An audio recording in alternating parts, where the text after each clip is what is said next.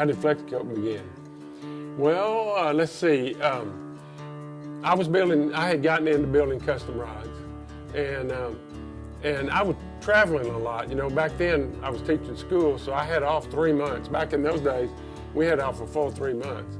The thing I liked to do was I'd go to Miami and hang out down there, go down to the Keys. I'd go down to Louisiana and hang out down in Grand Isle, and I would visit any rod builders I could run into, you know. And there was no manufacturers in Texas that were building rods. One of the problems I had was I couldn't find a good finish. So all the guys that I'd visit with, some of them wouldn't even tell you what they were using. Some of them were using boat epoxies. And you know, before that, people were using varnishes, but varnishes took several coats and didn't hold up that good. Epoxies, we kind of knew that epoxy was good, but all of it cracked, and it wasn't designed for fishing rods. You know, that was real frustrating for me because I'd build a pretty rod and put epoxy on it, and then go out and use it a few times, and right when you first started using it, you could hear it cracking. And something I've always done is, you know, if I've got a problem, I try to solve that problem, you know. And I started, you know, looking at all different epoxies that were available and contacting companies that had chemists that worked for them that made epoxies, and I just stumbled into the right place. So I talked to them about making a clear flexible epoxy, and this is one of the first places that could make a 50-50 clear epoxy. And they said, you know, I said, could you make a flexible epoxy? And they said, yeah, we can do that. You know, to even get a sample, I had to buy 100 gallons. That was a big deal. And because I couldn't use but about 8 ounces in a year maybe.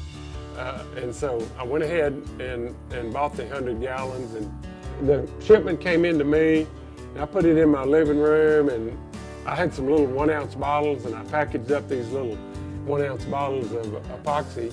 And I put a little quick print paper wrap around it, and so you know, since I was a rod builder, I hung out at the sporting goods stores in Houston, and there was a lot of rod building going on down there. And I took my first little bottle down to Sporting Goods Incorporated. I knew the buyer down there. He was really, you know, that was a big store. They had salesmen lined up trying to sell them stuff. Most of them had a suit on. So I knew the salesman. So the salesman said, hey, Roger, what are you doing? What are you doing down here? I've got this finish for coating rods. And I showed him that rod. And, I mean, he didn't look at it for 10 seconds. He said, yeah, give me 12 dozen, you know. And I said, well, Henry, I ain't got but 36 bottles. And he said, well, give me what you got and bring the rest later, you know. I went back that night, stayed up all night packaging up that stuff. Well, I had to teach school the next day. So I went in there and, you know, after I taught school, I went back over to Sporting Goods.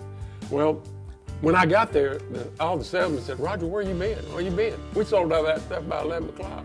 And I said, oh, well, you know, maybe that's the way business works, you know. Put a product out there and people buy it. I didn't realize what that meant. Then every week I started bringing stuff in there. I mean, they were just selling it like crazy, you know. And then people from all over the country started coming into Houston for whatever reason. And they would go to Sporting Goods because they knew that was a big store.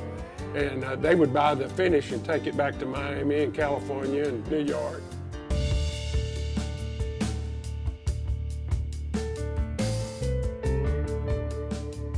I called Walter up down there at Sporting Goods. I said, hey, what's the AFMA show? He said, Roger, that's the American Fishing Tackle Manufacturers, you know. He said, man, you ought to go to that. So, you know, I had already done some shows selling my custom rods in Houston. So, you know, a booth cost you, you know, 200 bucks, 150 bucks, so I thought it couldn't be too bad. And I'd already sold a lot of finish in Houston, so I had some money. Man, when it came time to go to that show, the guys that next to me, all I had was a table, a FlexCoat sign, I had 2 pretty fishing rods, and I had a 2 ounce kit and a price sheet with 1 item on it, you know. That night I couldn't sleep. I said, people gonna be pointing and laughing at, you know, whatever. What's this guy doing here selling rod finish? At this show, you don't sell rod finish at this show.